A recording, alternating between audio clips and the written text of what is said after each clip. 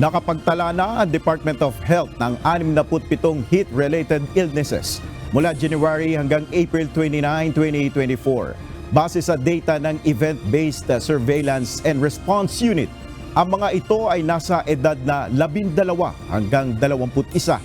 Ayon kay Dr. Vito Roque ng Epidemiology Bureau, isa rito ay ang 14 anyos na estudyante mula Ilocos Region na nakaranas ng hirap sa paghinga dahil sa heat exhaustion.